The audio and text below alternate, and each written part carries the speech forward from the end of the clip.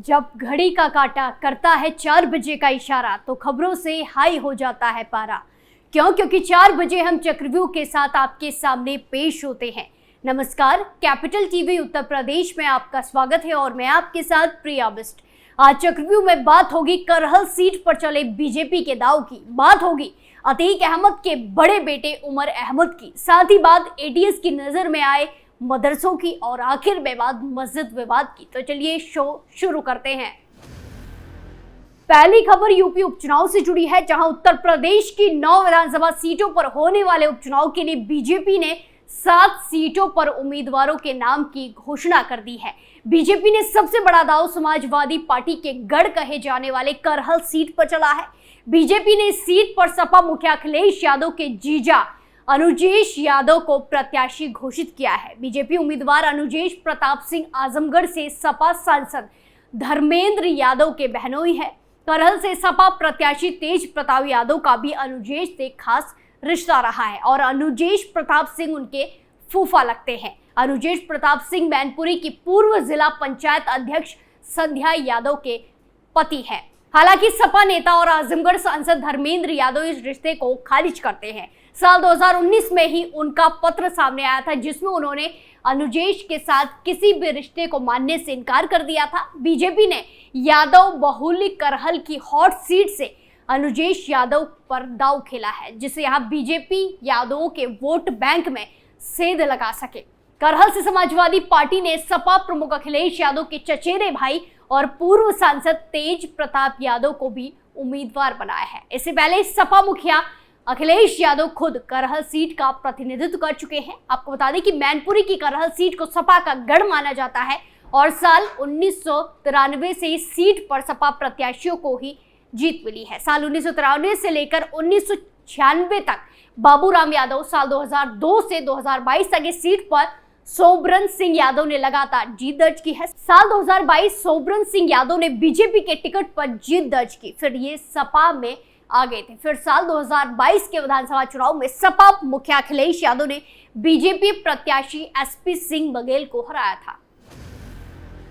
खबरों में आगे बढ़ते हैं, जहां माफिया अतीक अहमद को दुनिया छोड़ जाए 1 साल से ज्यादा हो गया है, लेकिन उससे जुड़ी कई खबरें, कोई ना कोई खबर सामने आई ही जाती है। अब एक बार अतीक अहमद के बेटे उमर अहमद से जुड़ी खबर सामने आई है, जहां उमर अहमद को जमानत मिल गई है। हालांकि फिलहाल वो जेल से रिहा नहीं हो रहा है, क्योंकि उसके खिलाफ कई मामले लंबित हैं और उन मामलों में वो जेल में ही रहेगा।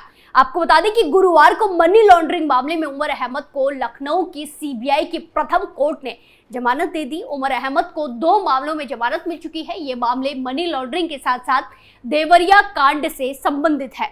आरोप है कि उमर अहमद ने लखनऊ के व्यापारी मोहित जायसवाल से मारपीट की थी। ये मारपीट पैसों के लेन देन को लेकर देवरिया में हुई थी। इस मामले में ईडी ने उसके खिलाफ मनी लॉन्ड्रिंग के तहत केस दर्ज किया था। लखनऊ सीबीआई स्पेशल कोर्ट ने ईडी के द्वारा दर्ज मनी लॉन्ड्रिंग एक्ट मामले में उसे जमानत दे दी है। मोहम्मद उमर फिलहाल लखनऊ जेल में है और जमानत के बाद भी वो वहीं रहेगा, क्योंकि उसके खिलाफ कोई और कई सारे मामले दर्ज हैं। आपको बता दें कि लखनऊ के रियल एस्टेट कारोबारी मोहित के अपहरण और हमले के सिलसिले में सीबीआई कोर्ट में सरेंडर करने के बाद उमर फिलहाल लखनऊ जेल में बंद है। उमर अहमद पर उमेश पाल की हत्या का मामला भी दर्ज है। पुलिस ने इससे पहले कहा था कि उमर ने उमेश पाल की हत्या की साजिश में शामिल होने की बात कबूल की थी। उमर ने पुलिस को बताया था कि उसके छोटे भाई असद ने अन्य हमलावरों के साथ बरेली जेल से लौटने के बाद उससे मुलाकात की थी, उसे मिलने आया था। उसने अपने चाचा अशरफ से मुलाकात की थी, जहां उन्होंने उमेश पाल की हत्या की योजना को अंतिम रूप दिया था। असद ने उमर को योजना और हमलावरों के बारे में बताया,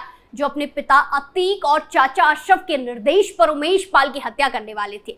पुलिस अधिकारियों ने बताया कि पहले जुटाए गए सबूतों, गिरफ्तार आरोपियों के बयान और फिर उमर और अली से पूछताछ से पता चला कि वो उमेश पाल की हत्या की साजिश में शामिल थे। गौरतलब है कि पुलिस ने इस मामले में पहली चार्जशीट मई 2023 में आरोपी सदाकत खान के खिलाफ दाखिल की थी। इसके बाद अतीक के वकील खान शौकत हनीफ, अतीक अहमद के साले डॉक्टर अखलाक के साथ 8 आरोपियों के खिलाफ 2 पूरक चार्जशीट दाखिल की गई थी। खबरों में आगे बढ़ते हैं, जहां उत्तर प्रदेश में संचालित 4000 से अधिक मदरसों की फंडिंग की जांच एंटी टेररिस्ट स्क्वाड यानी कि एटीएस ने शुरू कर दी है। ये वो मदरसे हैं जिसे राज्य की तरफ अनुदान नहीं मिलता है। इसकी जानकारी एक वरिष्ठ अधिकारी ने दी है। रिपोर्ट के मुताबिक जिला अल्पसंख्यक कल्याण अधिकारी संजय मिश्रा ने बताया कि इनमें से 495 मदरसे अकेले बहराइच जिले के हैं, जिनमें से कम 100 भारत और नेपाल सीमा के गांव में संचालित हो रहे हैं। अल्पसंख्यक कल्याण निदेशक जे रीबा ने 21 अक्टूबर को सभी जिला अल्पसंख्यक कल्याण अधिकारी को एक पत्र जारी किया था, जिसमें राज्य के सभी अनुदान रहित मदरसों की फंडिंग की जांच के बारे में जानकारी देने को कहा गया था। इस पत्र के अनुसार एटीएस के महानिदेशक को 4191 मदरसों की सूची सौंपी गई थी, लिस्ट सौंपी गई थी। एटीएस की फील्ड यूनिट को इस मदरसों की फंडिंग की जांच कर अपनी रिपोर्ट भेजने के निर्देश दिए गए हैं।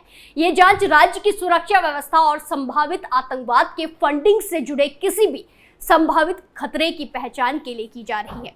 एटीएस इस बात की भी जांच कर रही है कि क्या इन मदरसों को किसी अवैध स्रोत से धन प्राप्त हो रहा है, खासकर उन मदरसों में जो सीमावर्ती क्षेत्रों में है। बहराइच जिले के अधिकारियों ने इस दिशा में सतर्कता बढ़ा दी है। खास तौर पर नेपाल सीमा के पास मदरसों पर नजर रखी जा रही है। ये कदम राज्य सरकार की उस कोशिश का हिस्सा है जिसमें सभी अनुदान रहित मदरसों की फंडिंग के स्रोत को पारदर्शी बनाने की मांग की गई है। इस मामले में अब राज्य की एटीएस यूनिट और संभावित जिला अधिकारी मदरसे के बैंक खातों और अन्य वित्त दस्तावेजों की गहन जांच करेंगे। जांच में यह भी देखा जाएगा कि क्या इन मदरसों को किसी विदेशी संस्था या संगठन से आर्थिक मदद मिल रही है, पैसा मिल रहा है और क्या इसमें कोई गड़बड़ी है। इस जांच का मकसद ये सुनिश्चित करना है कि मदरसों के संचालन में पारदर्शिता हो और किसी भी तरह की अवैध गतिविधि को रोका जा सके, जिससे राज्य की सुरक्षा और स्थिरता को कोई खतरा ना हो। आखिरी खबर उत्तरकाशी से जुड़ी है, जहां मस्जिद को लेकर शुरू हुआ विवाद थमने का नाम नहीं ले रहा है। गुरुवार को हिंदू संगठनों की ओर से जिला मुख्यालय में जन आक्रोश रैली पर हुए पुलिस के लाठीचार्ज और पथराव के बाद मामला और गर्मा गया है। घटना से नाराज गंगा घाटी और यमुना घाटी प्रांतीय उद्योग व्यापार संघ ने आज बाजार बंद का आह्वान किया है। इस दौरान सभी इकाइयों ने अपने व्यापार मंडल के प्रतिष्ठानों को बंद रखने के लिए कहा गया। हिंदू संगठनों के आह्वान पर बुलाए गए बंद का असर भी सुबह से ही देखने को मिल रहा है।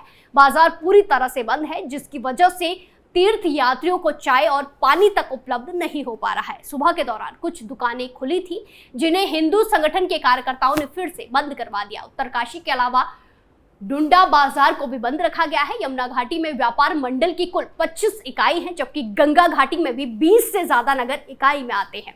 इन सभी इकाइयों ने फैसला किया है कि बाजार में सभी दुकानें और व्यापारी संस्थान पूरी तरह से बंद रहेंगे। हिंदू जागृति सनातन संगठन आज भी बाड़कोट नगर क्षेत्र में प्रशासन के खिलाफ शांतिपूर्ण रैली का ऐलान कर रहा है।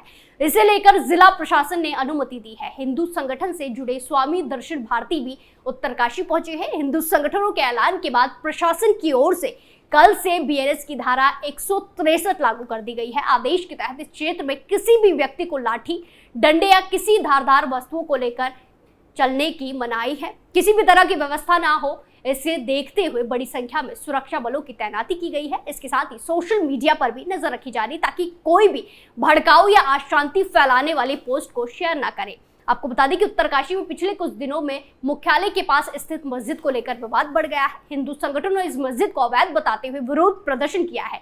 इसे लेकर गुरुवार को संयुक्त सनातन धर्म रक्षक दल की ओर से जन आक्रोश रैली की गई। इस रैली को तमाम व्यापारियों ने अपना समर्थन दिया। इसके बाद ये प्रदर्शन उग्र हो गया। हालात को देखते हुए पुलिस की ओर से हल्का बल प्रयोग किया गया था। इस लाठीचार्ज में कई प्रदर्शनकारियों के साथ साथ पुलिस के जवान भी चोटिल हुए थे।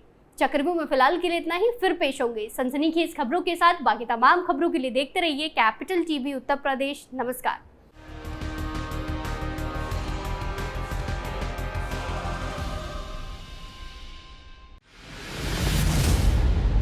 मैं राजनीति करता नहीं, पर राजनीति को बहुत गहरे तक समझता हूं। मैं लोगों के बीच रहता हूं, लोगों के मन को अच्छे से जानता हूं।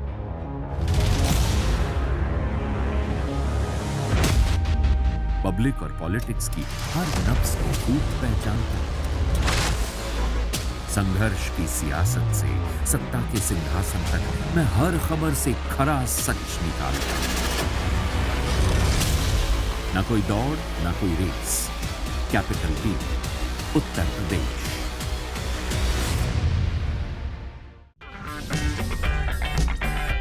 अगर आपको हमारा वीडियो पसंद आया हो तो इसे लाइक करें, हमारे चैनल को सब्सक्राइब करें और हाँ, बेल आइकन दबाना ना भूलें ताकि आप तक हमारे वीडियो की नोटिफिकेशन पहुंचती रहे।